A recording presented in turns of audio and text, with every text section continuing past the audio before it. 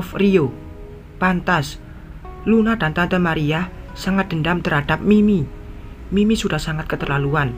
Nyawa manusia sebagai ajang melampiaskan kemarahan dan untuk mencapai tujuan. Mimi, kenapa harus seperti ini? Apakah ini lantaran sulitnya membesarkan aku seorang diri? Sesulit itukah menjadi orang tua tunggal untukku? Jika aku bisa memilih, aku tidak ingin lahir bila hanya membuat Mimi sengsara. Aku terus melaju mobilku dan entah kemana. Aku merasa kacau. Mimi di penjara dan Lani tidak menganggapku. Ayah, aku lupa. Ayah pasti menungguku. Aku membelokkan mobil menuju tempat terapi ayah. Entah apa yang akan kukatakan ke ayah tentang Luna. Apakah aku harus diam dan membiarkan Luna mengaku sendiri? Atau aku akan beritahu ayah? Sampai di tempat terapi ayah, kulihat ayah sudah menunggu di luar dengan gelisah. Aku keluar dari mobil dan mendekati ayah. Rasanya aku ingin memberitahu kalau selama ini putrinya ada di sini. Rio, kamu kemana saja? Ponsel ayah juga dititip sama kamu. Ayah langsung ceria melihat kedatanganku. Maaf ayah, aku ada sedikit urusan, jawabku. Ayo kita pulang ayah, sambungku, sambil mendorong kursi roda ayah menuju mobil. Selama ini ayah sangat merindukan Luna. Lani sepertinya juga ingin jujur, tapi terhalang karena dendamnya kepada Mimi. Wajah lembut itu ternyata memendam dendam dalam penderitaan. Andai Tante Maria tidak datang tepat waktu, mungkin Luna sudah tidak bisa bernafas lagi. Kenapa kamu diam saja, Rio? Oh, tidak ada ayah. Aku sedang patah hati, jawabku jujur, sambil tetap menyetir mobil. Kamu putus dengan Lani? Ayah terkejut. Iya, aku tidak pantas untuknya. Dia terlalu spesial hingga sulit bagiku memilikinya. Kenapa hatiku sesedih ini? Kamu bangkrut, tapi jangan putus asa. Usahalah yang giat. Ayah yakin kalau kita jujur dan gigih, semua akan ada hasil baiknya. Ayah menasihatiku. Iya ayah, setelah aku berhasil, aku akan meminta Lani untuk menjadi istriku. Aku akan membahagiakannya. Aku akan menghapus semua lukanya. Hanya itu keinginanku sekarang, ayah. Sebenarnya ini suatu bentuk ungkapan betapa aku masih sangat mencintai putrimu, ayah. Aku mencintainya sepenuh hatiku. Mungkin cinta ini belum tentu bisa bersatu. Mungkin juga aku tidak bisa mengobati luka Luna atau Lani. Setelah mengantar ayah ke rumah, aku langsung melaju mobilku, ingin melihat Mimi di penjara. Tadinya sulit bagiku melihat Mimi di sana. Hatiku tidak sanggup melihat wanita yang melahirkanku menderita, meskipun itu kesalahannya sendiri. Maafkan aku Mimi, aku gagal membahagiakanmu. Menghindari kemacetan, aku mengambil jalan sedikit jauh. Aku terus melaju mobil. Kesibukan setiap individu di sepanjang jalan mewarnai penglihatanku. Inilah hidup. Jika suatu saat aku bisa membuat Mimi sadar akan kesalahannya, aku rela, meskipun nyawaku balasannya. Rasa bersalah ini selalu berselimut dengan cinta terhadap Luna. Mas Bayu. Aku melihat ke kanan. Ada Mas Bayu melangkah sempoyongan menuju mobilnya. Dia pasti mabuk. Aku memarkir mobilku di tepi jalan, lalu menghampiri Mas Bayu. Sangat berbahaya jika dia mengendarai mobil sambil mabuk. Mas Bayu. Aku langsung memapa Mas Bayu. Sebaiknya naik mobilku saja. Biar aku antar, Mas, sambungku. Kamu Rio, bau alkohol sangat kental di mulut Mas Bayu. Iya mas, aku Rio, jawabku. Terus berusaha memapa Mas Bayu ke mobil. Rio, kamu tahu kalau aku tidak jadi menikah dengan Lani. Ternyata Lani alasan Mas Bayu mabuk. Tidak tahu mas, aku berusaha membuat komunikasi tetap nyambung. Dia tidak mencintaiku. Dia punya pilihan lain. Dia memutuskan aku. Dia membuat ini sangat sakit. Mas Bayu memukul dadanya. Mas Bayu sudah duduk di sampingku. Aku menyetir mobil dan bukan ke rumahnya, melainkan ke rumahku. Aku tidak mau Caca melihat papanya mabuk. Sampai di rumah, ku baringkan tubuh Mas Bayu di kamar tamu. Aku membiarkannya tidur hingga besok pagi. Dia sudah sadarkan diri. Lani, aku mencintaimu. Aku mencintaimu, Lani. Mas Bayu menangis dalam mabuknya, menyebut nama Lani. Dia pasti sangat terluka ditinggalkan Lani. Andaikan dia tahu Lani adalah Luna, mantan istrinya. Lani hebat dalam permainan ini. Dia bisa membuatku dan Bayu patah hati. Semua ada tujuan. Entah kenapa aku melihat ada cinta untukku di mata Lani. Sulit sekali dengan sesak di dadaku atas kekecewaan ini. Tuhan, kenapa Engkau beri aku cinta jika hanya membuatku sedih jauh darinya? Tuhan, jika perasaan ini hukuman karena kesalahan mimiku, aku rela, meskipun sangat sulit atas nama cinta, sangat sulit. Pov, Bayu, kepalaku sangat pusing. Aku membuka mata. Ini bukan kamarku. Di mana aku? Aku bangkit dari pembaringan dan duduk, mengumpulkan tenaga, ingin melangkah ke pintu.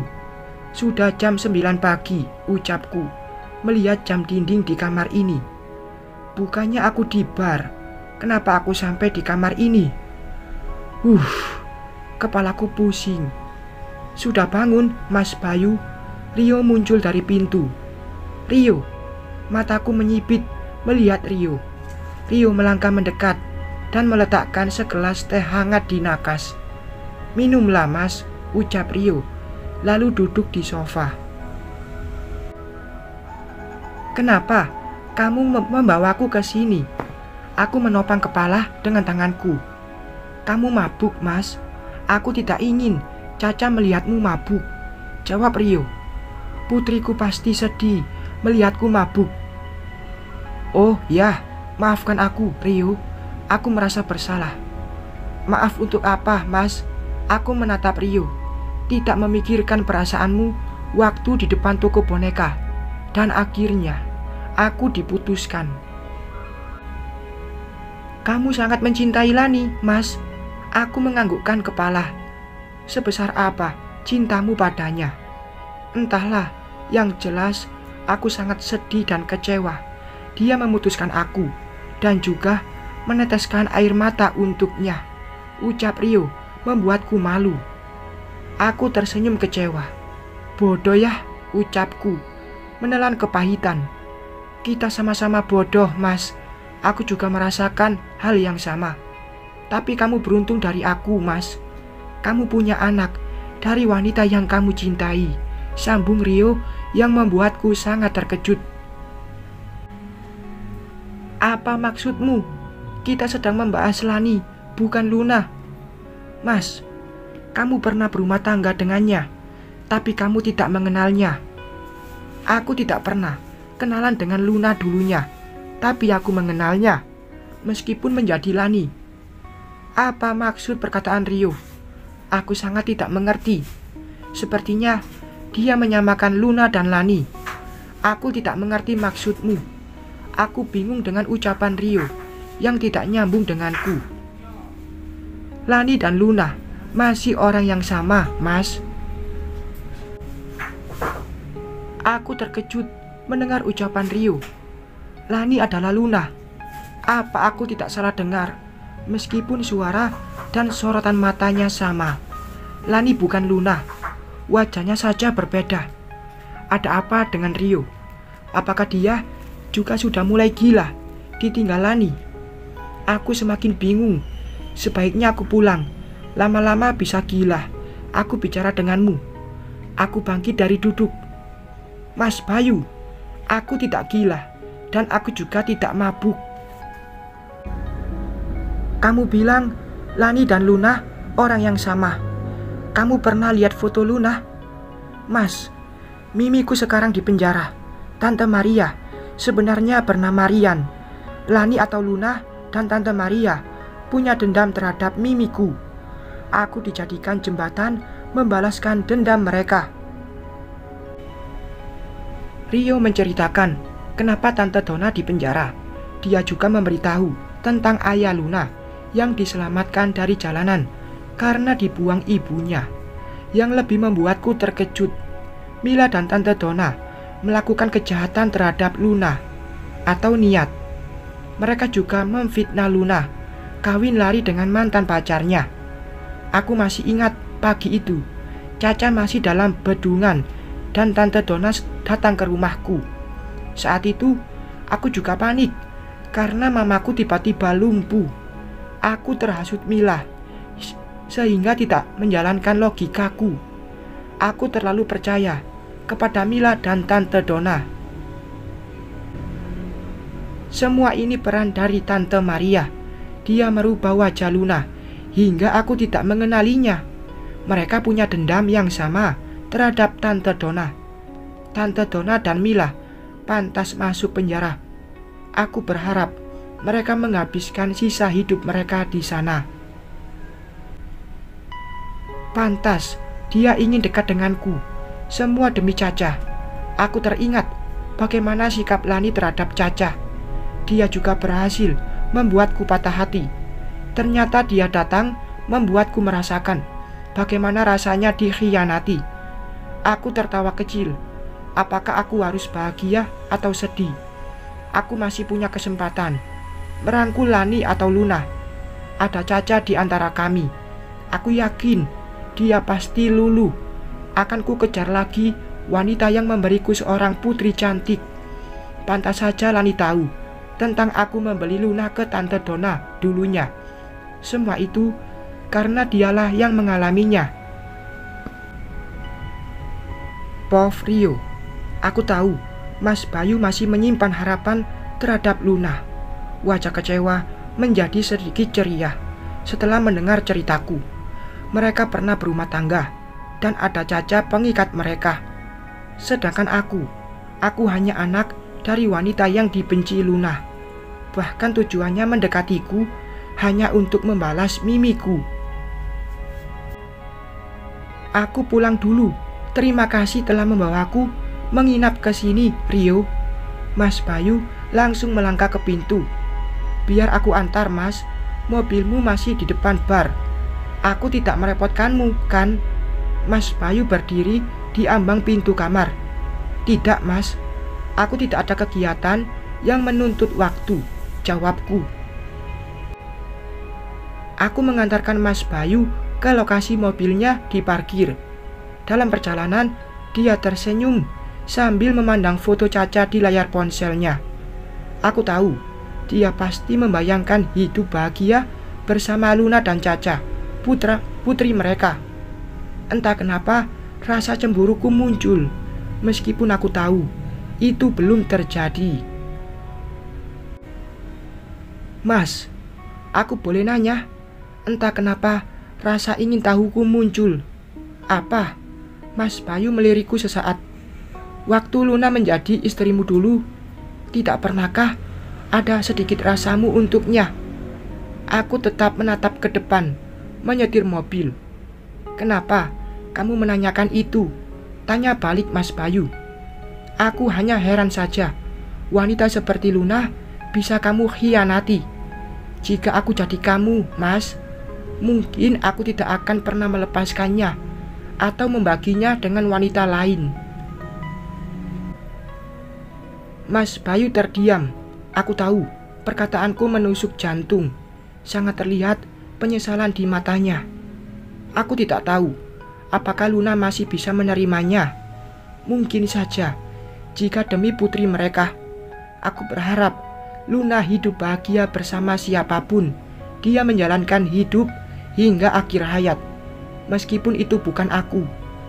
Setelah mengantarkan Mas Bayu, aku balik lagi ke rumah. Mungkin rumah ini akan segera menjadi milik Tante Maria. Aku belum sanggup membayar hutang mimiku.